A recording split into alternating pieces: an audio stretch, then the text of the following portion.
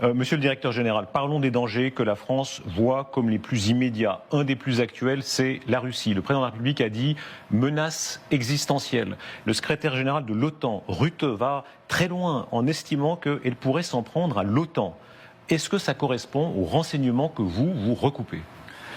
Je crois que tant le président de la République que le secrétaire général de l'OTAN hier ont eu raison d'insister sur le fait que la Russie pose une menace existentielle à moyen et long terme pour l'Europe, pour nos démocraties, pour nos valeurs. Et si vous le permettez, puisque j'ai un tout petit peu de temps, distinguer ce qui relève du renseignement, de l'analyse ou du temps de préparation. Aujourd'hui, je crois qu'aucun service dans le monde n'est capable de dire que Vladimir Poutine attaquera tel pays au moyen de tel plan, tel jour, à telle heure. C'est évidemment beaucoup trop tôt. Néanmoins, lorsqu'on regarde le cercle idéologique qui entoure le président Poutine, lorsqu'on analyse, et aujourd'hui les mots ont un sens, les mots des dirigeants, singulièrement des régimes autocratiques, ont un sens. Quand on regarde l'idéologie qui fonde aujourd'hui la politique étrangère du président Poutine, quelle est-elle ? Très rapidement, deux éléments.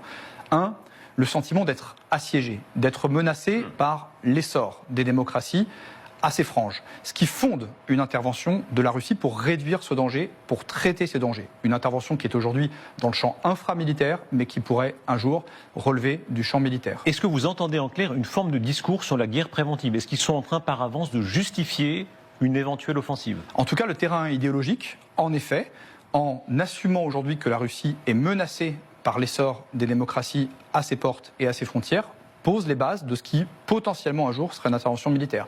Et le deuxième élément, là aussi, très clair et très assumé dans les discours de ces idéologues et du président Poutine, c'est une forme de nostalgie de l'Empire russe.